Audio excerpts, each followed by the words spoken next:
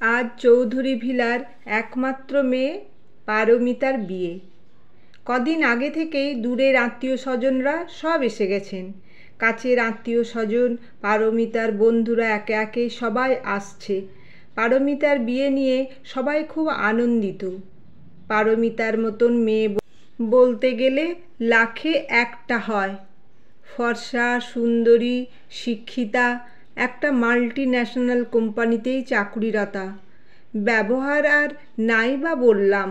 সারাদিন অফিস করার পর পাড়ার কোনো বাড়িতে কেউ অসুস্থ হলে যতদিন না তিনি সুস্থ না হয়ে ওঠেন ততদিন যতই সে ক্লান্ত থাকুক একবার তার বাড়ি গিয়ে তার খোঁজ খবর নেওয়া চাই। পাড়া বা কোনো আত্মীয় স্বজনের কোনো কিছু অসুবিধা হলে সবার আগে পারমিতা পৌঁছে যাবেই। মা, তুমি কোথায়? সুচরিতা দেবী তাড়াতাড়ি আসেন মেয়ের ঘরে। কি হয়েছে? এত ডাকাডাকি করছো কেন? মা, আমি তোমাকে বলেছিলাম আমি হালকা সাজবো, কিন্তু তুমি ওদের কি বলেছো? ওরা আমার কথা শুনছে না, বলছে আন্টি বলেছে এমনভাবে সাজাতে। আরে অন্যদিন যা সাজিস ঠিক আছে, আজ হালকা সাজ ভালো লাগে নাকি? কই রে, তুই রেডি তো? বলতে বলতে ঘরে ঢোকেন পারমিতার বাবা। বেয়াইমশাই ফোন করে বললেন ওরা মিনিট 15-র মধ্যে পৌঁছে যাবেন। পারমিতা আর প্রতীক দুজনের সম্পর্ক আজ প্রায় বছর 8 কলেজে 1 বছর সিনিয়র ছিল প্রতীক। পারমিতা যখন কলকাতায় চাকরির পরীক্ষা দিয়ে একটা ভালো চাকরি চেষ্টা চালাচ্ছিল, প্রতীক তখন বলেছিল কলকাতাতেই কিচ্ছু হবে না, তার চাইতে চল আমরা বিদেশে যাই, সেখানে অনেক মোটা অঙ্কের স্যালারি পাবো। পারমিতা বলেছিল তুই বিদেশে চাকরি করতে পারিস, কিন্তু আমি আমার কলকাতা ছেড়ে কটা বেশি টাকার জন্য আমার ফ্যামিলি বন্ধু বান্ধব ছেড়ে কোথাও যাব না। প্রতীক চলে গিয়েছিল কানাডা। ফোনেই যোগাযোগ খুব কমই হতো। কটা বছর চাকরি করে গত বছর কটা দিনের জন্য এসেছিল প্রতীক। আবার তাদের যোগাযোগ হয় কিছুদিনের মধ্যেই বিয়ের কথা পাকা হয়। তবে পারমিতার একটা শর্ত ছিল যে বিদেশ যাবে না। প্রতীক চাইলে বিদেশে চাকরিটা করতেই পারে, কিন্তু সে এখানেই থাকবে। হঠাৎ করে বাইরে চেঁচামেচির আওয়াজ কানে আসে। পারমিতা ভাবে এক্ষুনি তো বর এসেছে বলে তার বন্ধুরা বাইরে বেরিয়ে গেল। পারমিতা বলেছিল তোদের এত দেখার কি আছে রে? প্রতীককে কি তোরা আজ প্রথম দেখবি? নাকি তারা বলেছিল বর বেশে কেমন লাগছে সেটাই দেখতে চায়। কিন্তু যতই সময় যাচ্ছে বাইরে চেঁচামেচির আওয়াজটা আরও বাড়ছে বলে মনে হলো। কেউ একবারও এ ঘরের দিকে আসছে না যে তাকে জিজ্ঞাসা করবে। তাকেও তো কেউ বিয়ের আসরে নিয়ে যেতেও আসছে না। এদিকে সকাল থেকেই সবাই বলে যাচ্ছিল সন্ধে লগ্নে বিয়ে, সব কিছু কাজ তাড়াতাড়ি সেরে নিতে হবে। এদিকে কখন থেকে ও সেজে বসে আছে। বিয়ের লগ্নও তো প্রায় শেষ হতে চলেছে। পারমিতা কৌতূহল চাপতে না পেরে আস্তে আস্তে মণ্ডপের দিকে এগিয়ে যায়।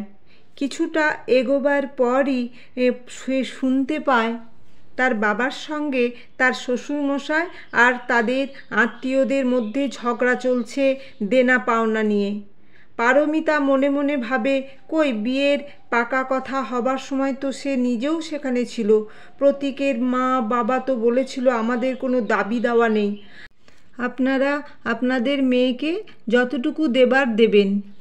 কিন্তু তার কানে আসে প্রতীকের বাবা বলছে 10 লাখ টাকা না দিলে তিনি ছেলের বিয়ের মত দেবেন না।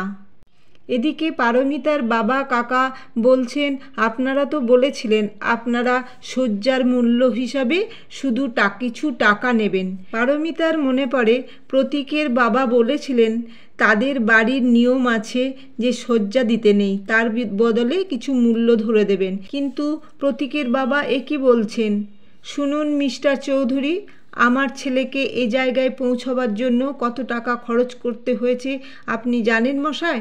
তারপর আপনার মেয়ে তো বলেছে সে আমার ছেলের সঙ্গে ওদেশে গিয়ে থাকবে না। আর আপনার মেয়ের যে রোজগার সেটা তো সে আবার নাকি আপনাদের হাতে তুলে দেবে।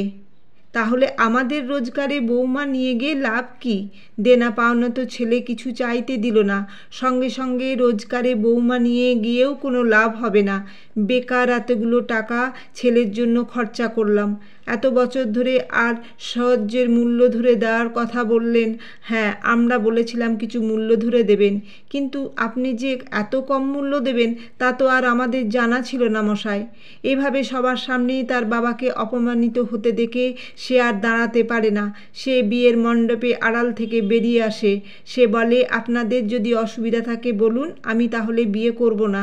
এদিকে প্রতীকও তার বাবার উচ্চস্বরে চেঁচামেচি আওয়াজ পেয়ে বন্ধুদের বাধা সত্ত্বেও বাইরে বেরিয়ে আসে। হ্যাঁ পারমিতা, তুই ঠিকই বলেছিস। একটা বিয়েতে যদি আত্মীয়তার বন্ধন থেকে টাকা পয়সার সম্পর্কই বড় হয়, তাহলে আমাদের এই বিয়েটা না করাই উচিত। আর বাবা, এ তুমি কি বলছো? তুমি নিজেও বুঝতে পারছো, তুমি যেমন আমার পড়াশোনার জন্য প্রচুর টাকার খরচ করেছো, উনিও তো ওনার মেয়ের জন্য খরচ করেছেন। আর তুমি আমাকে যেমন অনেক টাকা খরচ করে উচ্চশিক্ষিত করেছো, যাতে আমি মোটা অঙ্কের টাকা ইনকাম করতে পারি। আমি তো গত 2 বছর যাবত তোমাকে বেশ মোটা অঙ্কের টাকাই পাঠাই, ভবিষ্যতেও পাঠাবো। এটা আমার কর্তব্য। তা বলে তুমি আমার জন্য যত টাকা খরচ করেছো সেটা ওনার থেকে চাইতে পারো না। আর তুমি এটা কি বললে? তুমি যাকে ঘরে বউ করে নিয়ে যাচ্ছ সে তার ইনকামের টাকা তোমার হাতে তুলে দেবে কেন? বাবা, আমার যেমন কর্তব্য তোমাদের দেখাশোনার ভার নিজের হাতে তুলে নেবার, ওরও তেমন কর্তব্য নিজের বাবা মাকে দেখার। প্রতীকের বাবা বলেন, তুমি ছেলে আর ও মেয়ে, দুজনের কাজ এক হতে পারে না। প্রতীক বলে, ও কি মেয়ে হয়ে জন্মে কোনো অপরাধ করেছে? সন্তানের কর্তব্যই বাবা মাকে দেখার, সে ছেলে হোক বা মেয়েই হোক। যাই হোক না কেন, তোমাকে তো আমি বিয়ের কথা বলার আগেই বলেছিলাম আমার বিয়েতে কোনো পণ তুমি চাইবে না। প্রতীকের বাবা বলেন, আমি তো পণ চাইনি, শয্যার মূল্য নিয়ে কথা হচ্ছিল। প্রতীক বলে, বাবা শয্যার মূল্য ওনারা যতটুকু দেবার দেবেন, কিন্তু তুমি তো 10 লাখ টাকা দাবি করছো। সেটা তো এক প্রকার পণ নেওয়াই বলে, তাই না বাবা? আমি তো তোমাদের কোনো অভাব রাখিনি। ঠাকুরমশাই বলেন, লগ্ন যে শেষ হতে চললেও বিয়ে হবে কি না হবে বলুন তো? প্রতীকের জ্যাঠামশাই বলেন, হ্যাঁ হ্যাঁ অবশ্যই এ বিয়ে হবে, বরকনেকে তাড়াতাড়ি মণ্ডপে নিয়ে এসো। পারমিতার আত্মীয় স্বজনরা বলেন, সব তো এখন আপনারা মিটমাট করে দিলেন, পরে আমার মেয়ের উপরেই পণ দেওয়ার জন্য অত্যাচার হবে না তো? তার গ্যারান্টি কে দেবে? পারমিতার বন্ধুরা বলে, আপনারা কোনো চিন্তা করবেন না, আমার 10 লাখ টাকা পণ চাওয়া ঘটনাটা ভিডিও করে রেখেছি। পরবর্তীকালে কোনো কিছু আমাদের কানে এলেই এটা পুলিশের কাছে আমরা নিয়ে যাব আর সোশ্যাল মিডিয়াতে আপলোড করে দেব। পণ দেওয়ার অপরাধে কি হবে সেটা নিশ্চয়ই আর বলে দিতে হবে না। সবাই হৈ হৈ করতে করতে বিয়ের মণ্ডপের দিকে এগিয়ে যায়।